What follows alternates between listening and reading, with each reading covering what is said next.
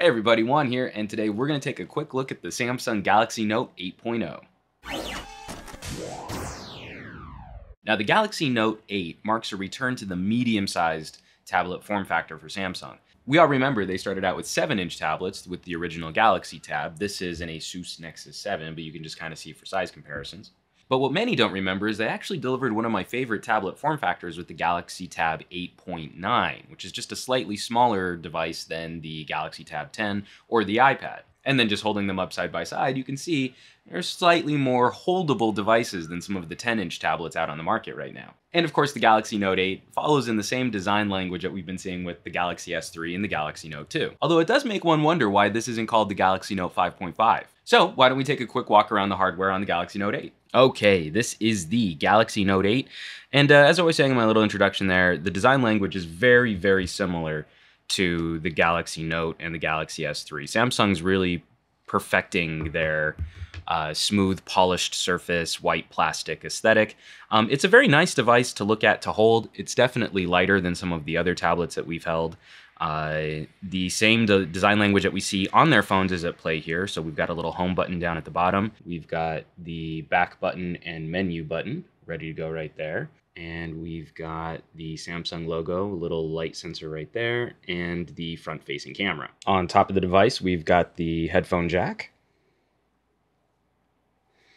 On the left side of the device, we've got a micro SD card slot there for expandable storage. The unit that we're playing with right now came with 16 gigabytes of storage space. On this side, we've got volume rocker, power button, microphone, and an IR blaster. And I really thought these had died out with Palm Pilot type devices, but it's really kind of fun to see them making a comeback because you can use this as one of the world's best universal remotes. Okay, on the bottom, we've got stereo speakers and the micro USB connector. And down here, the reason why this is called the Galaxy Note, just like the Galaxy Note 2, is it comes with Samsung's S Pen technology, giving you a fantastically accurate stylus to play with. It's a lot of fun, especially if you do any kind of note-taking or graphics artistic work. This little sucker is pretty great. And when you first get the Galaxy Note, it comes with this sort of adhesive back, which points out different things like the S Pen and the micro SD card slot. And while, of course, I took the one off the front of the device, I saved this one for you guys so we could peel this off together. Let me get under it right there. Oh, yeah. Oh, that's good. Yeah, you like that? Pulling that protective guard off, letting it breathe. All right, yeah. And of course, right here on the back, we've got the 5-megapixel camera, which we'll talk about in just a sec. Okay, so firing up the Galaxy Note 8. This is a Touchwiz enabled device and comes preset with just a couple widgets on. I've added just a couple shortcuts, but I really haven't tweaked how the device comes out of the box. There is an entire homepage dedicated to just note-taking and artistic stuff here on the side. And just as we're used to with other Note devices, when you pull out the stylus, it automatically takes you to a custom home screen menu, which is just for notes, which is kind of odd that we have one home screen already dedicated to notes, and now we've got a custom home screen that shows up whenever we use the S Pen. A few apps have been added to the experience. Samsung loves to put on all share so that you can share video content with other devices. There's the note-taking app, there's Samsung Chat On, a little Samsung Cares, we've got a dedicated S-Voice shortcut, the S-Note shortcut, and then this is the Smart Remote by Peel, and we'll talk about that in just a little bit too, which allows you to use this as a universal remote, which is pretty cool. So just to show, the Galaxy Note 8 is rocking Jelly Bean, but it is 4.1.2, so it's a little older, it's a little ways behind tablets like the Asus Nexus 7. Performance is genuinely pretty snappy. It's essentially the same hardware that you'd find in a Galaxy Note 2, even down to the screen resolution, which is 720p. Now, they certainly aren't breaking any new ground from a performance standpoint, but I really did feel that the Galaxy Note 2 was one of the most powerful phones from last year. So having a tablet which performed similarly at the beginning of 2013, definitely not such a bad idea. Of course, Touchwiz is customizing all parts of this experience, but one of the things that I actually really do like, and it's a little hard to see, is notifications float on top of your wallpaper. So instead of having a dedicated notification drawer at the top, which looks like a little black bar, Samsung has a little transparency effect going on so that these notifications just rest on top. And it kind of makes the screen feel a little more open. It makes everything feel a little less claustrophobic or a little less crowded. I just thought that was a very nice touch. So a lot of those other Samsung bundled apps have probably been showcased on other phone and tablet reviews, but just because we have this IR blaster, and I think it's such a neat little feature. If we pop this up here, I just want to show what the general layout of the app looks like.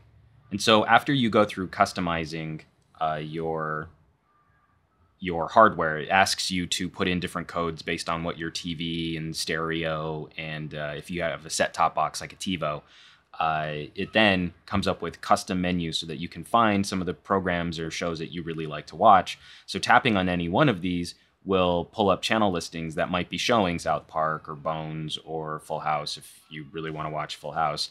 I totally do not watch Full House. No, that is not what I do. And then over here on the right-hand side panel, you've got different controls to control things like TiVo. All you have to do is put in a couple different little codes and then put in your zip code, and you get a really, really nice television entertainment center control experience through this app. Now, range on the IR blaster is pretty good. It reaches my living room, which isn't very big, but it reaches across my living room just fine. But you do need to keep a pretty tight line of sight on whatever you're trying to control. So my radio receiver and my TV are slightly farther apart than I would like them to be. So controlling volume means having to turn the unit slightly for my stereo and then turn the entire unit back to my TV to control the channels. But it's just hysterical functionality considering that what we now pay for a tablet, we used to spend on a really nice universal remote. And now the experience on this is much better, and you can play Angry Birds on it, so that's pretty rad.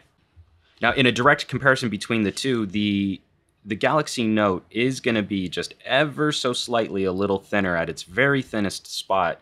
I don't necessarily love that the back camera bulges out like it does, because whenever it's sitting on a table, that means it's resting directly on the camera housing, and it definitely adds to the likelihood that this will get scratched at some point. Now, thankfully, this thinness doesn't come at the expense of ergonomics, because it is one of my biggest criticisms of the iPad mini, in that this being just a little thicker means that you can very easily pick it up off of any kind of tabletop. There's just that little bit of a lip on the side that allows you to grip the tablet very well. So the same thing here with the Galaxy Note 8. There's just enough of an edge on the sides, and it's just enough off the table that you don't have to slide the tablet. I just slid the tablet.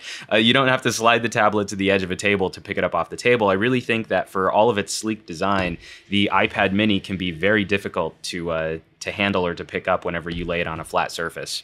Now, in Samsung's sort of war to have devices at every screen size, I am happy to see them return to the sub 10 but bigger than 7-inch screen size. The 8.9 was one of my favorite tablet form factors. It's still one of my favorite tablet form factors, just because it allows a larger screened experience without it being quite as fatiguing to hold as a 10-inch tablet. The Note 8 gets very close to this sort of level of functionality, having a decently sized screen, and comes in at an even smaller form factor. The bummer about going to a slightly wider and slightly bigger display over some of the 7-inch tablets that we've used is if you're rocking something like the Nexus 7, if you're a guy and you've got a decently baggy pair of jeans on, you can probably fit this in a back pocket without too much discomfort. The Galaxy Note 8 is just big enough that kind of portability is now no longer possible. And so you really are now looking at having to throw this into a backpack or a messenger bag or something else, or just holding it whenever you want to take this device out and about. I just want to show, because I have used the crap out of this tablet, just sort of burned off all of this sort of fake brushed texture on the back of this tablet. It's a little warhorse. It's held up surprisingly well considering how lightweight Samsung's plastic is. Now, one of the first things you notice when you pick up the Note 8 is just how bright the screen can get. It's a very bright screen. And while it doesn't compare to like an Asus Transformer Infinity, which has a crazy, ridiculously bright screen, for whatever reason, the smaller size tablets just tend not to have quite as bright a screen.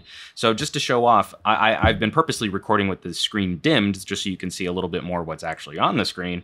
But if I were to crank up my Nexus 7, and then I'm going to do the same, crank up the Note 8, and I'm probably going to blow out the highlights on this video.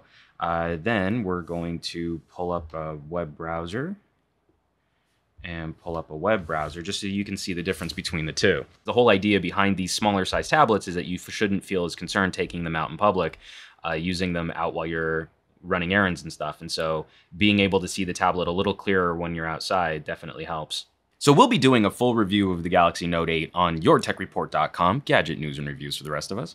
But I did want to show one other thing real quick here, because it does have a rear-facing camera. And I've seen in other reviews and other spec sheets that the 5-megapixel camera can shoot 1080p video, but I can't find it. The most that I can do is 1280 by 720, so I can shoot 720p HD video, but not 1080p HD video. It's kind of a disappointment in having a rear-facing camera on a device that can't outperform the camera on the original Galaxy S. I mean, the 5-megapixel shooter on the original Galaxy S has been recycled numerous times on other mid-range and low-end Samsung devices. But it's most frustrating, especially when you can even compare to something like this Samsung Ativ, the Odyssey, on the Windows Phone on Verizon Wireless, which can output 1080p, even though I think it's still a similar 5-megapixel shooter. The camera performance is definitely something we'll spend a lot more time on, and I'm going to try and have video samples put up later, hopefully early next week, so you can see what video looks like coming off of this tablet. But it's not going to knock anyone's socks off, spoiler alert. So the other thing I'm not entirely sure if I'm completely sold on is having the same dedicated hardware buttons on the bottom edge of the device when the device is in portrait mode, because of the number of times that you're going to use the device in landscape. And it means that your right thumb is very often going to rub up against the back button unintentionally. Or if you hold the tablet left-handed, that the menu key might find a little unintentional action from time to time.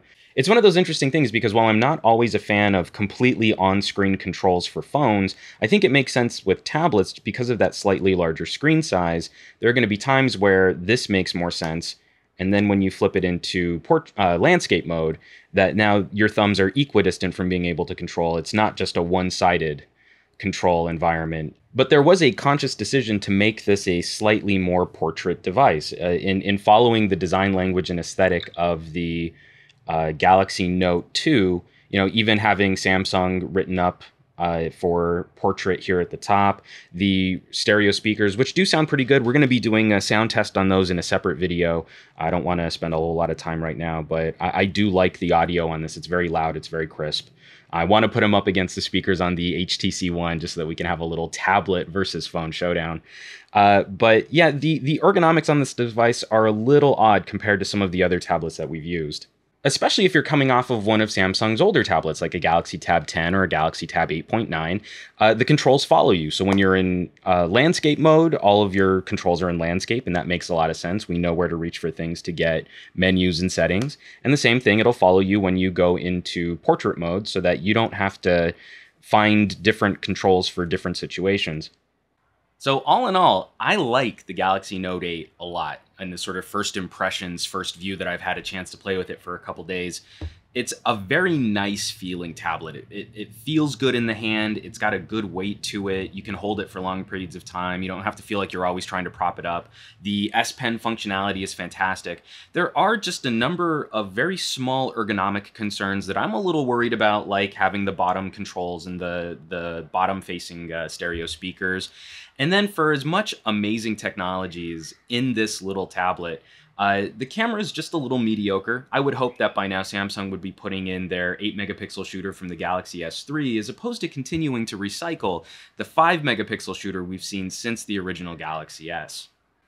And those amazing technology concerns just extend to the fact that the tablet lacks NFC, which is one of my favorite new technology features for a lot of these devices, being able to tap and share information very, very easily. You would think this would be a perfect candidate for Samsung S Beam, but unfortunately, it's not on board. Combine that with the fact that this is going to run around $400, it's the estimated retail price, and Samsung's got some really stiff competition in the Android arena, especially with rumors of an upgraded Nexus 7 coming out at the end of the summer. Even the original Nexus 7, even though it's a little older, it's a little dated, can give the Note 8 a pretty serious run for its money, and it's only half the price. So everybody, thanks for watching. Like I said, we will have a few more videos on the Note 8 coming up soon. I want to do a little benchmarking. I want to do some camera tests. We're going to do an audio test between it and a couple other phones and tablets. So be on the lookout for those. And then we'll have a full written review on the Note 8 on yourtechreport.com. Gadget news and reviews for the rest of us. As always, I'm Juan. This is the Samsung Galaxy Note 8, and I'll catch you all on the next video.